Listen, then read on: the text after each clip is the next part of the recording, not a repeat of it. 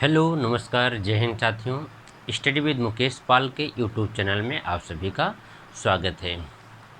हम विभाज्यता का नियम पढ़ रहे थे, 1 से लेकर के 13 तक हमने पढ़ लिया था। उसी क्रम को आगे बढ़ाते हुए आज हम उसके आगे पढ़ेंगे। तो सबसे पहले हम जो पढ़ेंगे वो है 14 का नियम। तो 14 से कौन कौन सी संख्याएँ कटती हैं? तो 14 से वही संख्याएँ कटेंगी जो 2 और 7 दोनों से कटती होंगी। तो हम इसकी परिभाषा लिख लेते हैं। ऐसी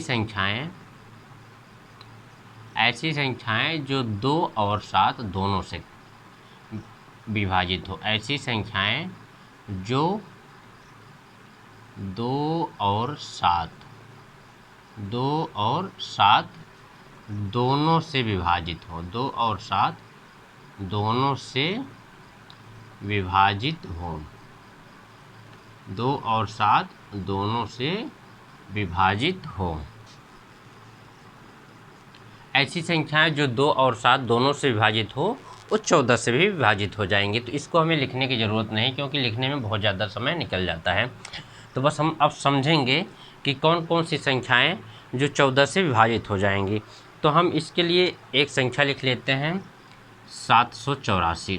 तो 784 संख्या ये है जो 14 से विभाजित होगी कि नहीं, इसको हम चेक कर लेंगे। तो 2 से विभाजित होने के लिए अंतिम अंक 0 2 4 6 8 हो, यह हमने पहली क्लास में बताया था। तो अंतिम अंक 4 है, इसलिए 2 से विभाजित हो जाएगी। अब 7 के लिए क्या देखेंगे, मैंने क्या कहा था कि अंतिम अंक का दोगुना करने के बाद बची हुई संख्या से घटाएंगे। अगर वह संख्या 7 से विभाजित हो जाएगी तो पूरी संख्या 7 से विभाजित हो जाएगी। तो 4 का दोगुना करेंगे तो 8 हो जाएगा, और 8 को इसमें से घटाएंगे तो यहाँ 70 आ जाए, और 70 7 से विभाजित है। तो ये 784 संख्या 14 से विभाजित हो जाएगी। एक बार फिर से देख लेते हैं। ऐसी संख्याएं जो 2 और 7 दोनों से विभाजित हो वो 14 से विभाजित हो जाएगी। एक संख्या हम और लिख लेते हैं 196। ये क्या है कि 2 से भी विभाजित है। अगर हम इसे 7 से देखेंगे तो 6 दूनी 12, 12 को माइनस से 19 में से घटाएंगे तो यहाँ 7 आ जाएगा। ये संख्या 7 से विभाजित है, इसलिए यह संख्या 2 और 7 से विभाजित होने की वजह से ये 14 से भी विभाजित है। तो आप इसे नोट डाउन कर सकते हैं। अब हम देखेंगे 15 से। 15 से विभाज्यता का नियम क्या कहता है? ऐसी संख्याएं जो 3 और 5 दोनों से विभाजित हो। ऐसी संख्या जो 3 और 5 दोनों से विभाजित हो।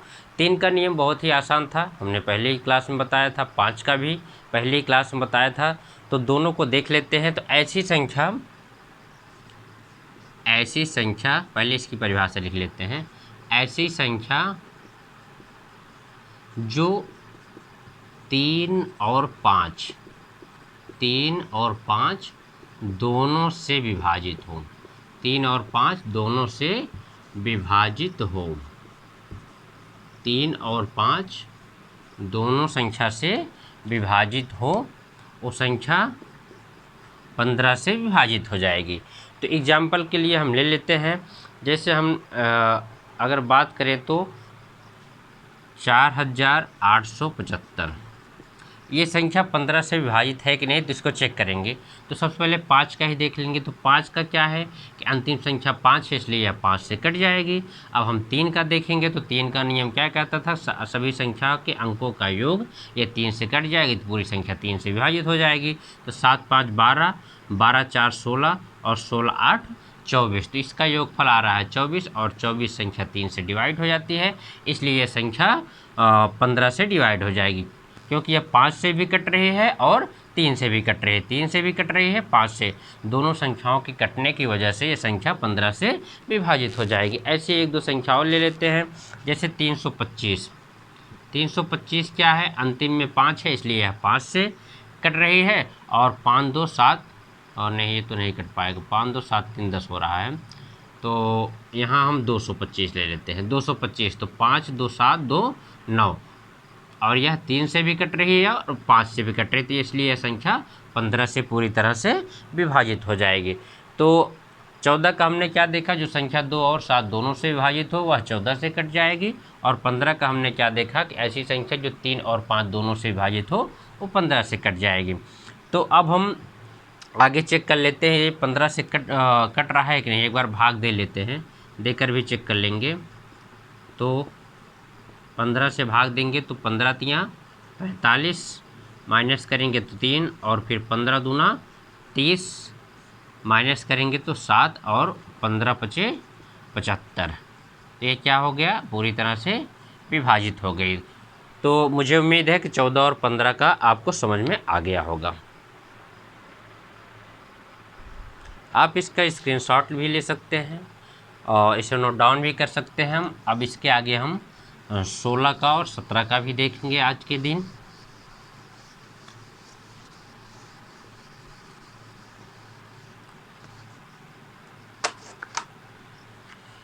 अब हम 16 का देखेंगे। तो 16 से कौन कौन सी संख्याएं विभाजित होती हैं। 16 से विभाज्यता का नियम क्या कहता है कि ऐसी संख्या जिसका अंतिम 4 अंक यदि 16 से विभाजित हो तो पूरी संख्या 16 से विभाजित हो जाएगी। 2 का क्या था, ऐसी संख्या जिसका अंतिम अंक 0, 2, 4, 6, 8 हो। 4 का क्या था, अंतिम 2 संख्या या 4 से विभाजित हो। 8 का क्या था, अंतिम 3 संख्याएँ यदि 8 से विभाजित हो। इसी प्रकार 16 का क्या है कि अंतिम 4 संख्याएँ यदि 8 से विभाजित हो।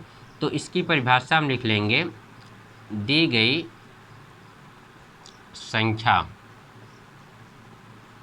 के अंतिम 4 अंक, यानी इकाई की तरफ से 4 अंक, अंतिम 4 अंक यदि 16 से विभाजित हो, 16 से विभाजित हो तो पूरी संख्या 16 से विभाजित हो जाएगी। दी गई संख्या के अंतिम 4 अंक यदि 16 से विभाजित हो तो पूरी संख्या 16 से विभाजित हो जाएगी। तो इसके हम कुछ एग्जाम्पल लिख लेते हैं। जैसे एक संख्या हमारे पास है, इतनी बड़ी सी संख्या है, ये संख्या 16 से विभाजित है कि नहीं, इसको हम चेक करेंगे। कैसे, तो अंतिम के 4 अंक चेक कर लेंगे। 16 दूना 32, और 32 में 7 जोड़ेंगे तो 39, 39, और 16 चौका 64, 76, फिर 16 चौका 64। तो ये 16 से कट रही है, तो ये पूरी संख्या 16 से कट जाएगी। तो एक बार हम इसको भाग देख करके चेक कर लेते हैं। अंतिम 4 अंक कट रहा है तो इसलिए पूरी संख्या कट जाएगी। तो 16 एकन्नम 16, माइनस करेंगे 0, 0, फिर 9 को उतारेंगे, भाग नहीं जाएगा तो 0 बढ़ा करके 3 से, फिर 16 पंचे 80, और माइनस करेंगे 3, और यहाँ 1, फिर इसके बाद 9 को, तो 16 अट्ठे 128, माइनस कर देंगे, 9 में से 8 गया 1, 3 में से 2 गया 1। इसके बाद हम 0 को, तो 16 पंचे 16 छक्का 96, यहाँ 96 हो जाएगा, माइनस करेंगे 10 में से 6 गया 4, और यहाँ 10 में से 9 गया 1। इसके बाद 16 नवैया 144। तो ये संख्या 16 से पूरी तरह से डिवाइड हो रही है, जिसका अंतिम अंक 16 से विभाजित था, इसलिए पूरी संख्या 16 से विभाजित हो गया। अब हम इसके बाद जस्ट देख लेते हैं 17 का। 17 का विभाज्यता का नियम अगर हम देख लेंगे तो हमें गुणनखंड करने में किसी प्रकार से कोई समस्या नहीं आएगी। तो 16 में एक संख्या और लिख सकते हैं हम,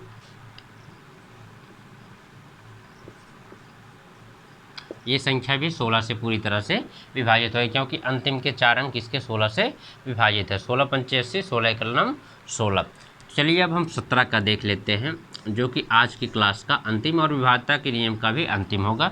इतना पढ़ने के बाद ये हमारे लिए इनफ है, गुणनखंड करने में बहुत ज़्यादा आसानी हो जाएगी। तो 17 का क्या हो जाएगा कि ऐसी संख्या जिसके अंतिम अंक का 5 गुना करने के बाद बची हुई संख्या में घटाने पर यदि वह 17 से विभाजित हो तो पूरी संख्या 17 से विभाजित हो जाएगी। तो पहले इसकी परिभाषा लिख लेंगे। दी गई संख्या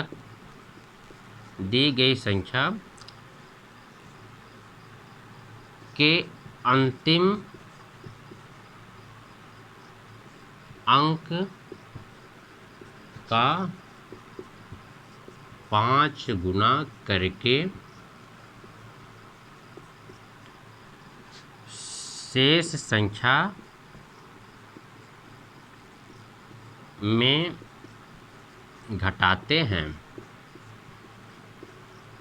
दी गई संख्या के अंतिम अंक का 5 गुना करके शेष संख्या में घटाते हैं। तो इसको हम एक एग्जाम्पल के थ्रू समझने का प्रयास करते हैं। जैसे हमारे पास कोई संख्या है, ऐसे एक संख्या है मान लीजिए, अब ये है, इसका अंतिम अंक क्या है, 1 है।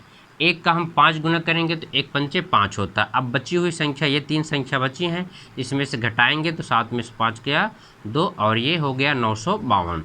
अब फिर से वही क्रम करेंगे, उसी क्रम को फिर से दोहराएंगे तो 2 पंचे 10 होता है। तो बची हुई संख्या में से हम 10 को घटाएंगे तो ये हो गया 85 और 85 17 से कट जाता है, 17 पचे 85। ये पूरी संख्या 17 से कट जाएगी। ज़रा चेक करेंगे कट रही है कि नहीं। एक बार हम इसको चेक करते हैं, क्या ये हमारा जो जिस प्रकार से हम जिस नियम को बता रहे हैं, क्या ये सही है कि गलत। तो 17 पचे 85, 17 पचे 85, यहाँ बचा गया 10 और 17 छक्का 102, यहाँ बच गया 5 और 17 त्रिक 51। तो ये पूरी तरह से विभाजित हो जा रही है। तो 17 का नियम क्या कहता है कि दी गई संख्या के अंतिम अंक का 5 गुना करके शेष संख्या से घटाते हैं। अगर वह संख्या 17 से कट जाती है तो पूरी संख्या 17 से कट जाएगी। तो पहले हमने 1 का 5 गुना किया, फिर उसके बाद बची हुई संख्या में से घटाया, फिर उसके बाद हम जितना आया था फिर 2 का 5 गुना किए, फिर बचे हुए 85 तो 17 से कट जाती है। तो इस प्रकार हमने विभाज्यता का नियम कंप्लीट कर लिया है। इतना पढ़ने के बाद अब हमें गुणनखंड करने में किसी प्रकार की कोई समस्या नहीं आएगी। तो उम्मीद है कि आप सभी को ये सब समझ में आया होगा। आप इसका स्क्रीनशॉट भी ले सकते हैं और इसे नोट डाउन भी कर सकते हैं। तो अब हम नेक्स्ट क्लास में मैथ के चैप्टर में गुणनखंड पढ़ेंगे और मैं कोशिश करूँगा कि जो प्रत्येक कक्षा की किताबों के सवाल भी आपको हल करवाने का प्रयास करूँगा। तो मिलते हैं अगले वीडियो में। जय हिंद, जय भारत।